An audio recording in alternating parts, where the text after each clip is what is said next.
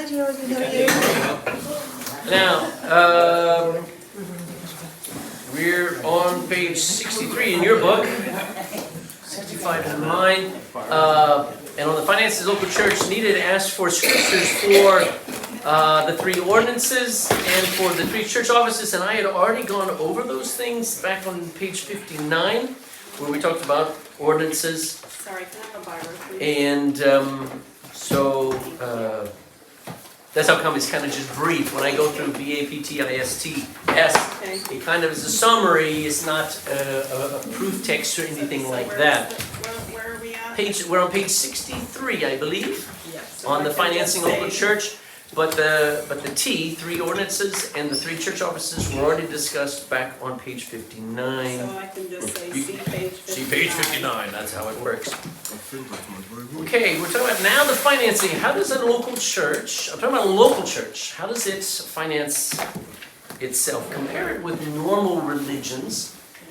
There have been, where's my eraser? Children have been here. Can you get me, let me get it over here. It's sometimes in that order.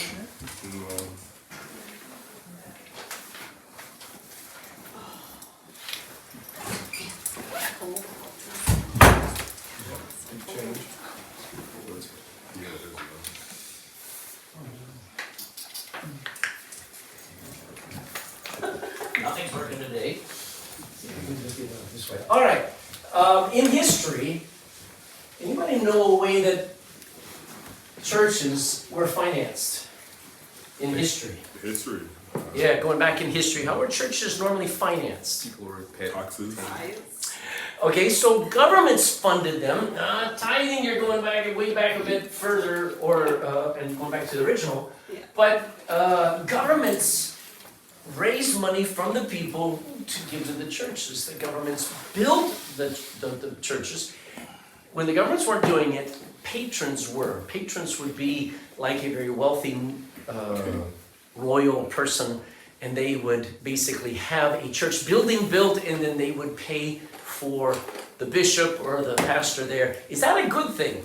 Is it a good thing for one man to pay for the pastor? Who does that pastor owe his allegiance to and have to be careful about what he teaches?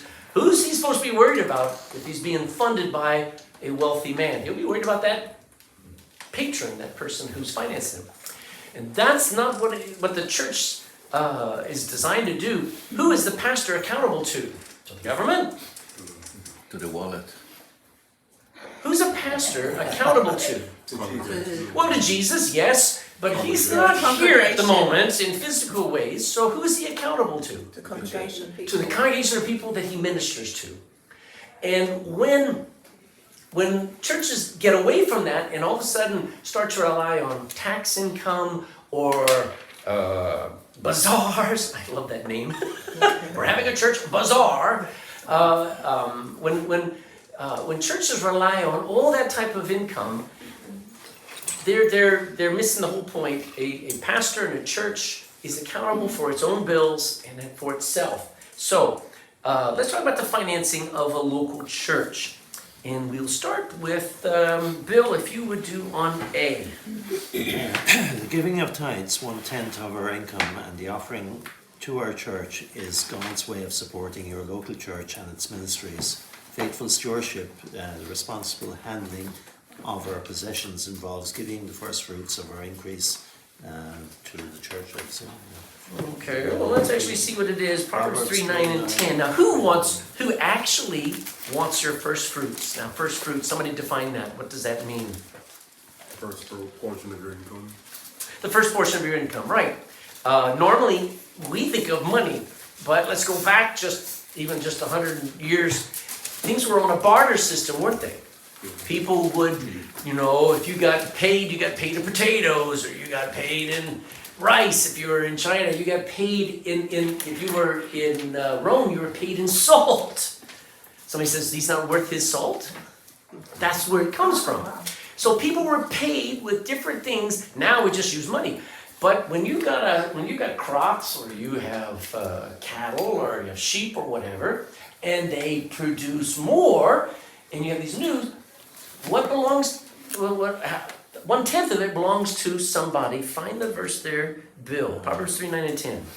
3, 9, and 10. Honour the Lord with thy substance and with the first fruits of thine increase. So shall thy barns be filled with plenty, and thy presses shall burst forth with new wine. Okay, so who am I honoring with those first fruits? The Lord, really. Good. Now, it's not that God doesn't need your money. It's not that God needs your money. It's just you're honoring Him. And what's the principle according, Bill? What's the principle according to those two verses? What principle can I live by according to these verses if you summarized it? I know I'm asking you to process this very quickly. To give the first fruits, which was 10%, 5%. Okay, it actually is in Leviticus and in Exodus, as first fruits is 10%.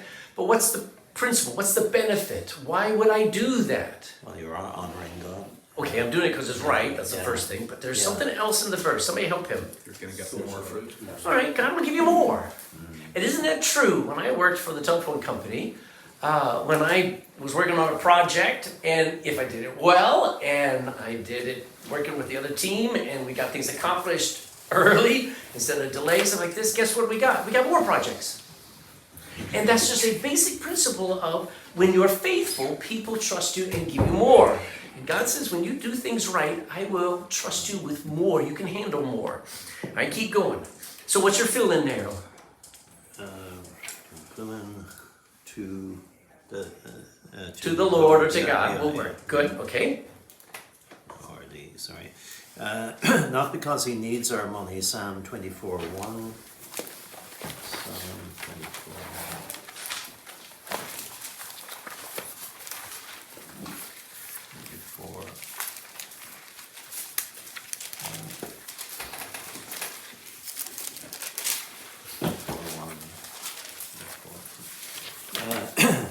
The earth is the Lord's, and the fullness thereof, the world, and they that dwell therein. Okay. So, is there anything left out of that verse? Is there anything left? Is there anything left out that doesn't belong to the Lord? No, I mean everything is. So So it's the earth yeah. and the fullness thereof, every square inch. The world, that's the people, and they that dwell therein. Everything belongs to God. All right. So it's not that He needs our money. It can't be like, God, I guess I understand you're a little behind on your bills, so here's 100 euros. You're not taking care of God by giving Him money. That's not what you're doing. You're honoring the Lord. You're putting Him first. B, Geraldine. According to Malachi 3, 8 to 10, What's a fast way to find Malachi? it's the last book in the Old Testament. Or just go to Matthew and turn left. Oh, yeah.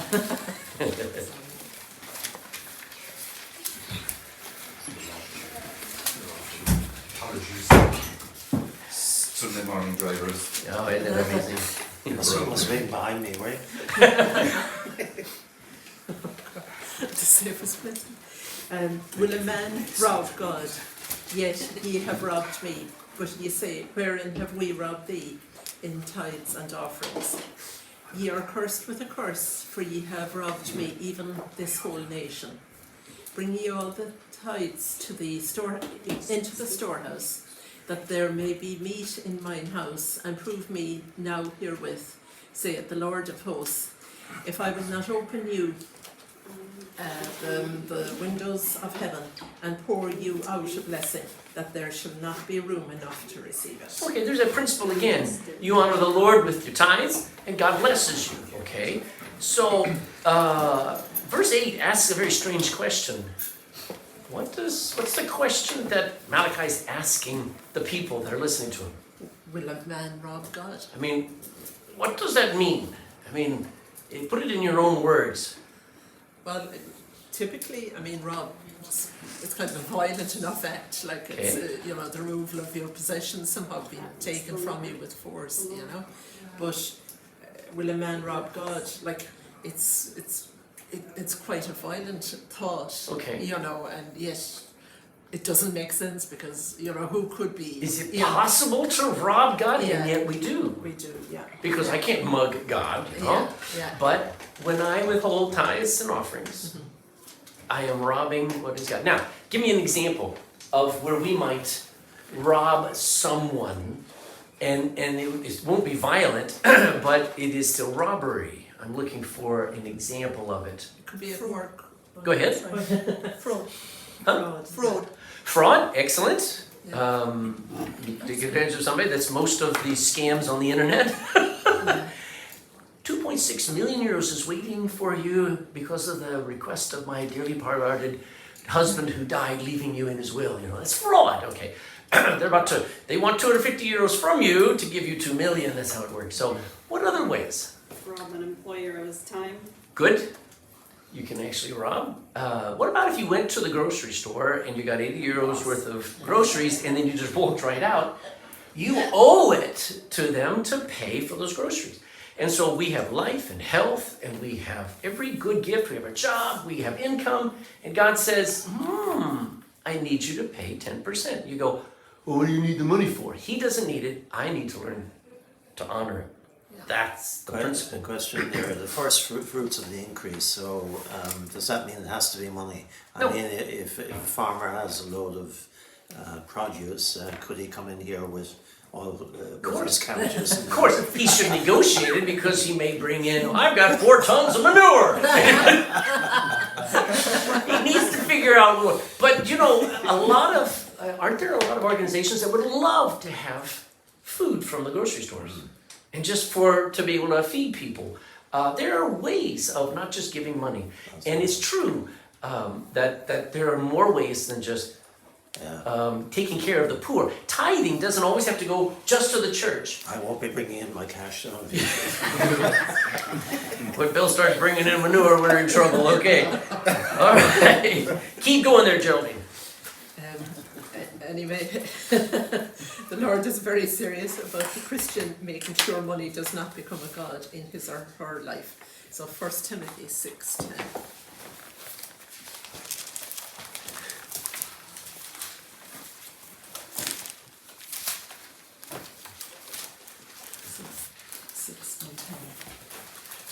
For the love of money is the root of all evil, which while some coveted after, they have urged from the faith,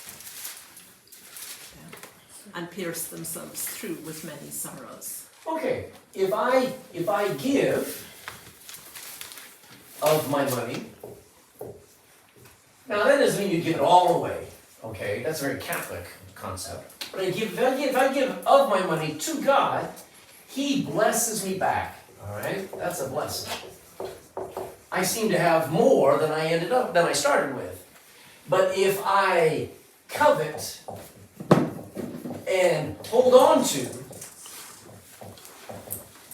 and love my money, what's the result? Go to that verse, Jeremy. Going to that verse, 1 Timothy 6:10. Again, the root of all evil, and pierce them, just sorrow. Okay, Pierce with I sorrows. get, instead of a blessing, I'm holding on to it, I get pierced through, I get hurt, I lose, whereas this is a gain. So people, if I don't love money, I end up with more. And the truth is, don't think that you only end up with more money. You probably end up with better health, you probably end up with better sleeping habits, you probably end up with a more stable family. That's where my gains can be as well. But if I hold on to money, if I love money, it's the reason why all the evil in my life, if I'm loving money, you're ending up being cut, hurt, and you end up losing. And it's true, you lose all the important things. Okay, keep going. So, He helps by requiring us to keep Him in first place with our finances. This is called the tithe. If a person does not tithe, no matter how hard it may be, he or she is God, and worse off by keeping their money than by giving it to Him. So what is he or she doing to God? Technically, going back to robbing God. Excellent. Yeah, He is robbing yeah. God. And can we say he's actually robbing himself of a blessing? Jesus said it is more blessed to what? To give that. Okay. So it's not that, oh, I'll just give all my money away. It's that, when I do proper, when the Lord is first in my finances, I seem to have plenty of finances. And that's the challenge. So, C and D, if you don't mind. Giving our money to the Lord is like giving our time and our love. It always costs us something, and it should. Okay, so is it kind of painful to tithe? Maybe at first, I suppose. It could be. And there are times, even in the Christian's life, where you're just looking at it going, I don't know how I can give. I've got these bills or whatever. And I understand all that. I mean, most of us have really no concept of real poverty. So all of a sudden you've got, 3 pennies to rub together, and you're trying to figure out, how do I pay for food? How do I pay for heat and stuff? And that's hard. I mean, we can always speak to somebody, well, if you just give your money away and God will give you money. Not necessarily. I know this, that when you just keep faithfully doing what you're supposed to do, okay, which is just 10%. And if you look after, Paul says, if you look after others, God looks after you. He says, my God shall supply all your needs according to his riches and glory. And the reason why he said that the Philippians would be taken care of is because the Philippians were taking care of Paul. And they were very poor. They were putting him above themselves. And God promises, I'll take care of you. So it's a matter of faith, and it's a matter of, I'm just going to do this. So if you have the habit of just tithing and being a giver, is there an attitude that goes with being a giver? You can be a cheerful giver. Yes. And giving is an attitude of, I just want to be a blessing. Now tithing, it doesn't have to have an attitude. You're supposed to do it whether you like it or not. But if I have an attitude of giving and just not worried about my money, God takes care of me. That's the principle, and that's how come God designed the tithe. It's not so that ministers get rich. It's not so that churches have massive structures and lots of money. At one point, 20% of Ireland was owned by the Catholic Church. 20% of the land of Ireland was owned by the Catholic Church. So immense wealth. That was not the purpose of the tithe. Okay. So I remember hearing a phrase years ago. It said, "The tithe you owe, the offering you sow." well, that's cool. That's cool. Now I say this, tithe, still I get a benefit from it as well. Oh yeah, but like, So I know what you're saying. it's a Just command. be careful that yeah. it's not coming from these prosperity preachers. Oh no. Who But say, like, give 1,000 and God will, Yeah. because they want your money Yeah. instead of giving it to God. yeah, but if you give an offering, you're helping, in missionaries. You're doing all sorts of stuff. Indeed. Yeah. And you are sowing in souls and so on and so on. It's a very good statement. I just want to make sure it's applied right. D, go ahead and do D as well, Jamie. Giving demonstrates the proof of our love for, and then it's 1 John 3:18. Go ahead and go to John 14 first, 15 first, and then we'll look at 1 John because it's kind of a nice order. John 14:15.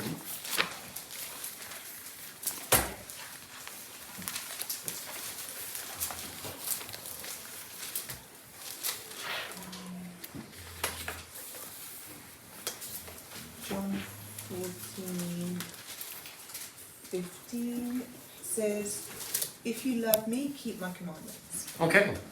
So he's got some commandments too, doesn't he? So if you love God, you keep his commandments. Let's go to 1 John 3:18.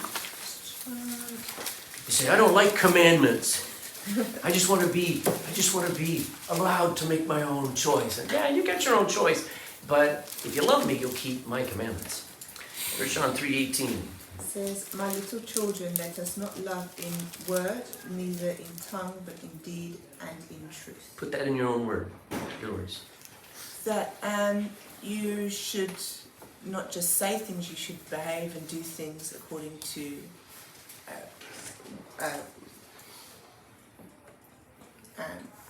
According to your love. according to your love, according to what you believe and who you Right. represent. So a lot of people can say, I love God. I don't hear it very often, but they can say, I love God, but they do nothing for him. They do nothing to honor him. The last thing they would ever do is tithe. Okay. Why do you think that is? Why do you think people don't tithe regularly? I think There's a lot of reasons. I think sometimes people don't understand the principles behind Okay, it. that's it. I think that there's I suppose misconception that it's an Old Testament belief and not necessarily relevant today, because it's not as direct in the New Testament, I believe. I think that people just are afraid because they maybe need the money to pay their bills and are frightened that if I give it away, I'm not going to be able to make it. I think sometimes it might just be out of selfishness, like I want more. Trust. Okay, Trusting God, yeah. No, but trusting people. that's a big deal. Yeah. A lot of people just give up on, they see a lot of abuse, and they see lots of money just go into the pockets of people who embezzle and take advantage of. I talked to you about a priest here in Ireland I knew years ago who owned like 15 or 20 houses personally because he would sit at the bedside of dying widows and would get them to sign over their house to him, not to the Catholic Church even. And that's abuse. And so obviously, people are like, I'm not going to give my money to the church, and they don't know how to trust that the system, they need to be in a system that has accountability and has balance and has, no, this is not going into the preacher's pockets or into somebody else. And by the way, the government's very good on making churches today be accountable. We're audited every year. We have church business meetings and our annual general business meeting. We have all kinds of walls of separation where I know no idea who gives what and how much. There are all kinds of things on purpose, and those are good. And most churches don't have those things, and they end up in real problems. So we're proving our love for God by doing this one thing. Keep going. If a person has a problem with giving, then it's because they do not love Jesus Christ supremely, or they are not willing to follow the word of God by faith. Yeah, you don't have to say, I'm just going to do it because I love Jesus. So if you're kind to somebody, in whose name are you being kind? In whose place are you being kind to them? Jesus. And you're doing it as if that person is who? Jesus. Wow. Okay. So if you give your money and then that church goes wonky and abuses the money that you've given them, you say, but I gave it to Jesus. I'm going to switch churches now. And that's how we don't carry grudges. We just say, I did because I love Jesus. Right? It's not because you love specifically just a church or you love the pastor. It's because you love Jesus. And if you're not giving, it's not because, I can't trust anybody or, that's Old Testament. No. If you're giving and you're tithing, it's because you love Jesus. Number E. Yehu. So why give regularly to my local church? 1 Corinthians 16, verse 1 to 3.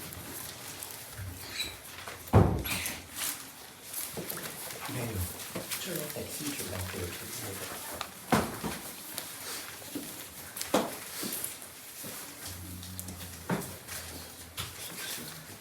Now concerning the collection for the saints, I have given order to the churches of Galatia, even so do ye.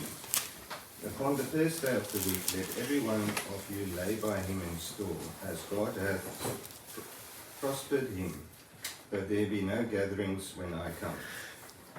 I don't know what you think, but churches in Galatia, there were several churches, and the church in Corinth, they were collecting for people who are going through a famine down in Jerusalem. And he says, I've given an order, I've given a commandment. And then verse 2 now, put it in your own words.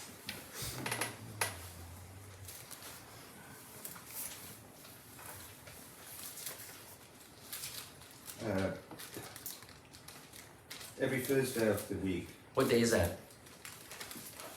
Sunday, There you go. So every Sunday,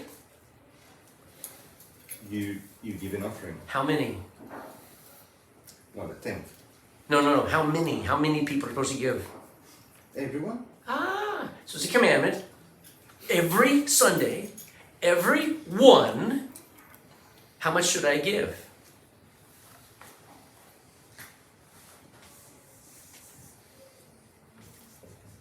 According to that.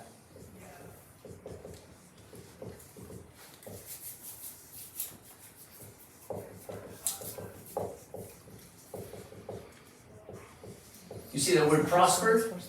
Yeah, it's, Okay, it's an unusual word, but in the Old Testament, we read that I have this money, all right, that's my current account.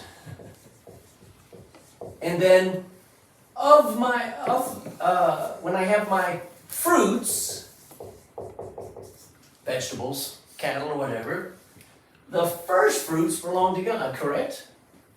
God's not asking for me to go and just deplete my current account and give it all away. He's saying every time that I grow something or I have new cattle or whatever, the 1/10 belong to God. Now, when God has prospered me, I mean, the money that I have, maybe all I have in my bank account is 200 euros. But I got paid today 200 euros. How much belongs to God out of what God has prospered me or blessed me with? How much belongs to God? well, 20, 10. Huh? In that case, 20. In this one. No. Forget that. That's Old Testament. I'm doing, that's Proverbs 3, 9 and 10. That's the Old Testament. So here in the New Testament, same thing. God's not asking me from what I have, but from what I get regularly. And they were being paid weekly. And on the first day of the week, look, if you were prospered, if God blessed you and you got income, there's where your 1/10 comes from. Out of the income that you got this week, you give. So, out of 200, how much should I tithe? 20. How did you get to 20? The mathematical formula, please. 1/10. 1/10 means just drop one of the zeros. All right, 1/10 of 200 is 20, belongs to God. Does that make sense? Now, if you love God, you give more. I give more than just 1/10. I mean, 1/10 is, you've gone to a nice restaurant and they have been very helpful.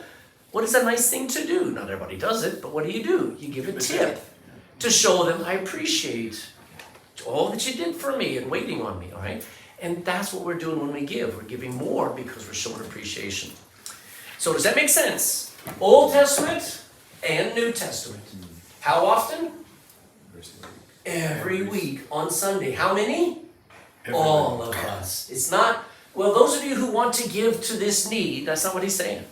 There was a need, but Paul was saying, so that there's no frantic gatherings. How many of you remember maybe your parents or your grandparents knocking over the couch looking for money in the couch?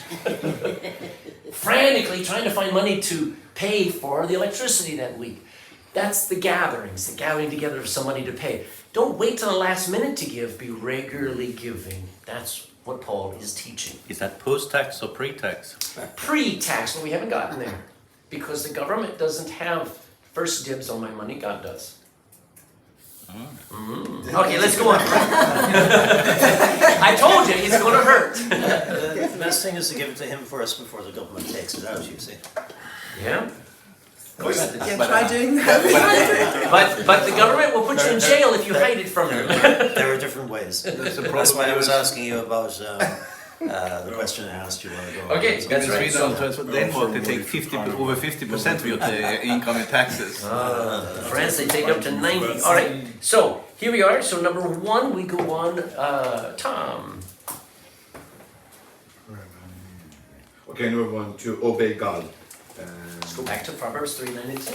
Do it first out of obedience. Proverbs 3.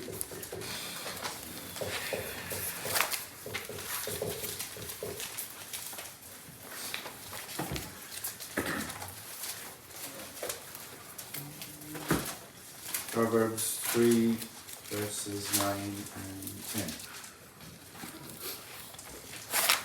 So, Proverbs 3, first 1, verse 9.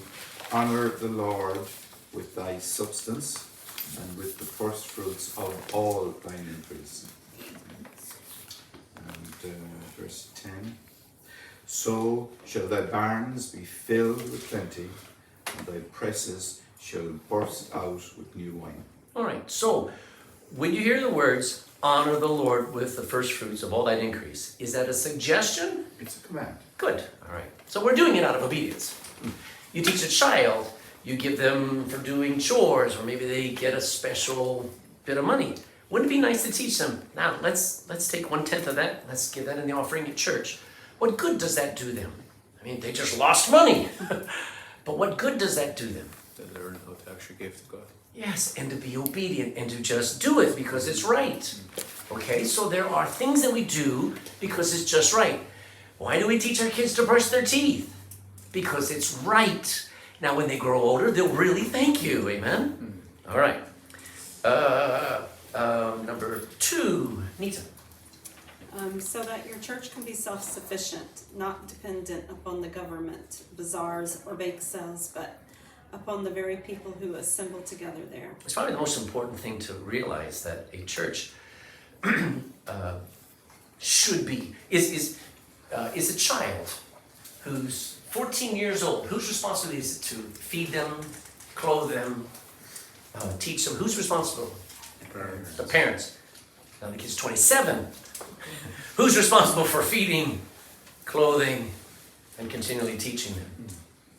It's on their own head. Okay. So, a church is supposed to be mature enough, if it's a real church, it's supposed to be mature enough to take care of itself, pay its own bills, and feed itself. Amen? I mean, good night. If mama's still feeding you and you're 27 years old, get a life. So, the principle is that a church, when we incur ESB bills, who should pay for our electricity? We who meet here should. When we try to do an evangelistic outing, should we write to America and say, send us money so we can hand out tracts? No, we should buy the tracts. We should do the work. That's a mature church. Is it wrong for the church to have bazaars, to have an income for the church, for instance? In the building of the church.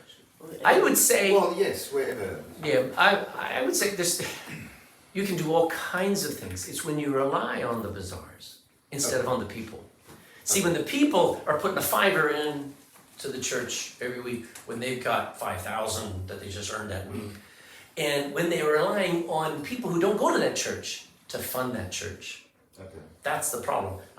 You can raise money any way you want, but if that's your main source of income, that's the problem.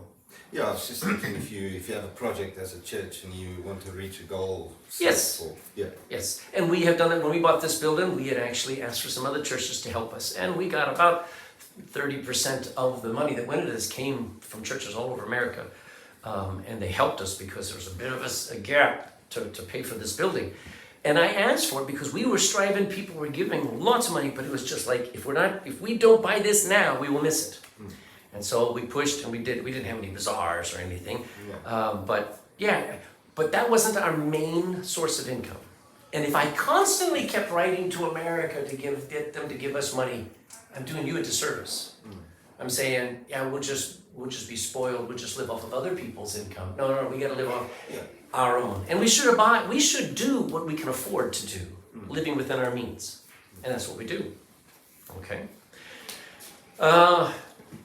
Declan. So that God's man, the pastor, can be paid for full-time ministry, serving people and the Lord, and reaching the lost, instead of having to work both a job and do the ministry. 1 Timothy 5:17 and 18.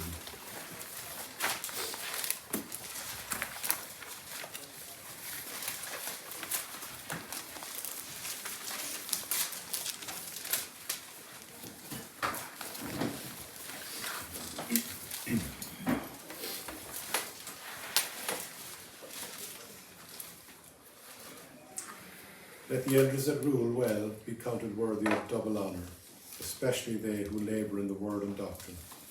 For the scripture saith, Thou shalt not muzzle the ox that treadeth out the corn, and the labourer is worthy of his reward. Okay, so we got some important words here. We have the word elders. All right, what's an elder? Mature Christian. It's a mature Christian, but these elders rule.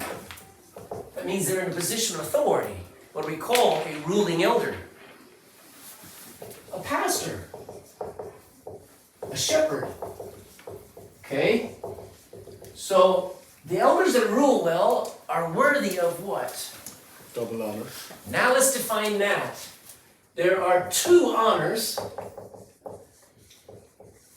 that ruling elder deserves if he's laboring in the word and doctrine and he's winning souls and he's feeding the flock. What do you think are the two honors, the double honor that a pastor deserves? The one is financial. Okay, excellent. We'll start with that one. So one of them is he should be paid to do that. And he gives us the example in the next verse. What was the example that Paul uses, which is an Old Testament principle? Thou shalt not muzzle the ox that treadeth out the corn, so the ox can have a few bites here and there as he works, and a few extra bits. Yeah, we don't really always envision some of the farm situations, because anybody who read this back in the first century would immediately know what this is. We're like, what is an ox? What's a muzzle? What's a yoke? And so you got to get this idea. You got a grist stone, a millstone, flat on top of another millstone. And how do you turn that as you pour in coarse grains of barley, wheat, whatever, as you pour that in to get flour out of the bottom? How do you turn that thing? Now, they have invented windmills that can turn them, and water wheels. But what'd you do before all of that? You had a big animal, an ox. And that ox would have a brace put on them, and then they would go around in a circle for a couple of hours before they would swap them out. And as they went around and they poured in the grain, flour would come out. Wouldn't it have been a shame and an abuse of that animal to make that animal work without actually allowing that animal to have food and water in the work? And so don't muzzle, don't stop the ox from enjoying the fruit of his effort. There's going to be corn falling on the ground. Let him eat of that. Feed him while he's working. You'll see these animals in Killarney, the horses that are pulling the jaunting cars. What do they have sometimes on their face? Anybody ever notice it? You have like a little, a bag. It's a bag of oats. Yeah, a bag of oats. Why would they do that? Why can't they eat at home at night like the rest of us? Because it would be muzzling them, stopping them, and it would wear them out. And it wears out a pastor to constantly give and give and give and not have any means of paying for himself. There's nothing wrong with a pastor being what's called bivocational, where the pastor is working a job and doing the ministry. But I want you to get in your mind how much time that takes, especially if it's a family. So, two honors. One is to get paid. What is the second honor? To supply for his needs. Well, that's being paid. That's when he's paid. That's financial. Well, then you support him in the work as well. Well, that is No, but I mean. Oh well, yes, okay. Like a physically support him. So we got triple honor maybe. But there's one other honor that a pastor deserves if he's laboring in the word. Now, if he's just sitting on his cot and he's just watching YouTubes all day, then he's not worthy of being a pastor. But if he is a true pastor, what else is he worthy? What other honor is he worthy of? Respect.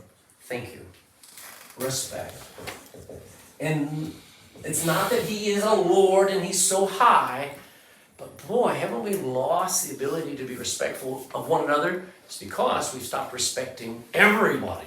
And the first honor that is due to an elder, a mature Christian who is ruling, a pastor or shepherd, is respect. The second one is he should be paid. Where does he get money from? Should he get it from the headquarters of the church? Should the headquarters pay for him? No. Then he owes the headquarters, doesn't he? His allegiance. But if the people pay for him, he owes them everything that he's doing. And the shepherd gives his life for the denomination, right? For the church up in Rome. No, he gives his life for the sheep that he's feeding. So that's revolutionary to most people. Number 4, Jason. And also so that God can bless you, knowing that you seek blank to bless and honor him. Matthew 6:33.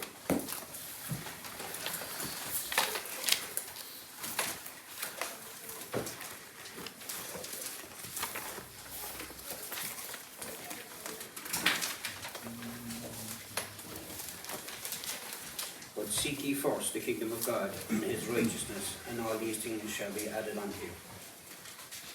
Okay, so what's our key word? What word should we put in to that fill-in?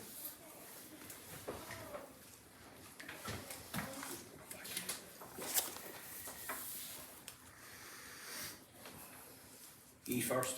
First. That you're seeking first. So what bill should you pay first when you get paid? God's will.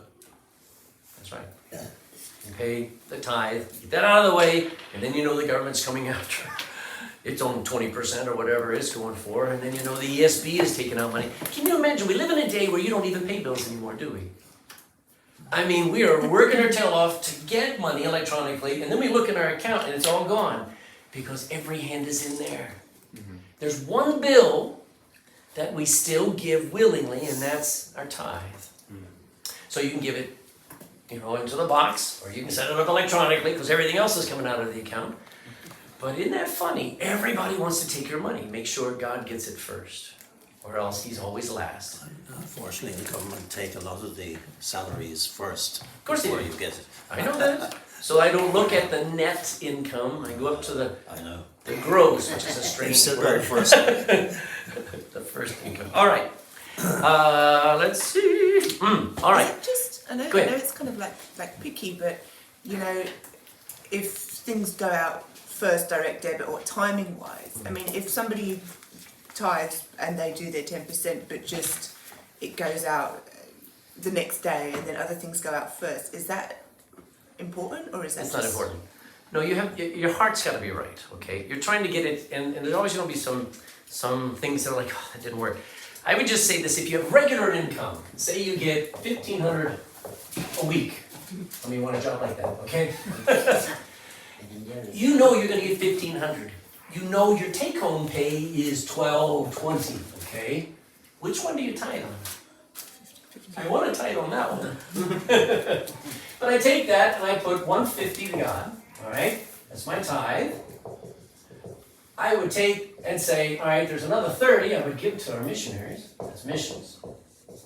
Okay, and there are times during the week where I have a great opportunity where there's like we support the Irish guide dogs, and we give so much to that, however much it is to just charities. Okay, so that's me giving. So I've got this left over, all that, and so I've got $1,220 minus all of these things. I'm now forced to live on that. So I'm having to be wise about how many times I eat beans versus how much time I eat steaks, whatever. And people complain, and I go, no, how about reducing the amount you spend on entertainment, or how much you spend on cinemas, and how much you spend on coffee, or if you have no money, reduce it. So, because you do, it's just all your money's coming out. And then, if I know that, then when everything else is going out, I've already tithed at a certain time of the month, it's coming out. I know that amount is coming out, whether it's after the government's taken this money, it doesn't matter. It's just, my mind is, that's my first fruit, meaning that's the first income, that's my income, and I'm tithing and I get it out of it. Okay. Now the problem comes where if you get variable income, say if 1 week you get $1,500 and you're working for yourself, next week you get $250. All right, well then that's your responsibility to say, all right, $150 out. Then the next week, all right, it's $25. And you're in charge of doing that.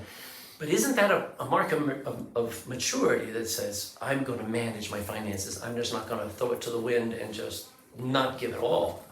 Okay, so does that make sense? It's not that you're being picky, you're just trying to understand, all right, how do you manage this thing? Because most people don't manage their money.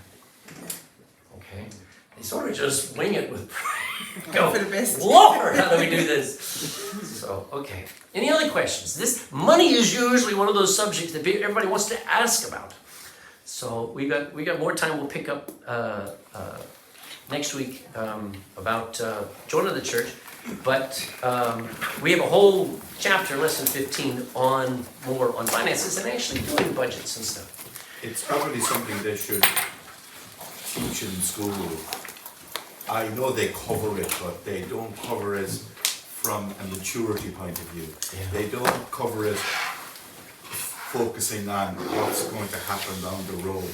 Right. Like they never teach kids in school about putting away like your pension, for example. But they'll teach them everything else. Where the river begins and where the river ends. What about the river of your income and how much you're going to have later on? Like it's a thing they should really probably.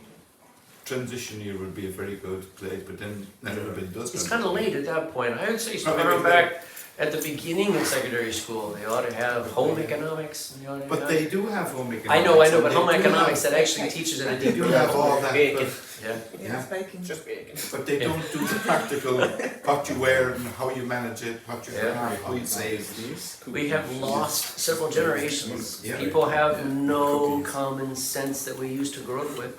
And so we're going back to, schools can't be required to do all that. Sometimes we're gonna have to come back on the parents and say, I don't care if you're a single mom, those kids don't need to repeat your failures. Teach them how to stand on their own 2 feet. All right, let's get ready for church.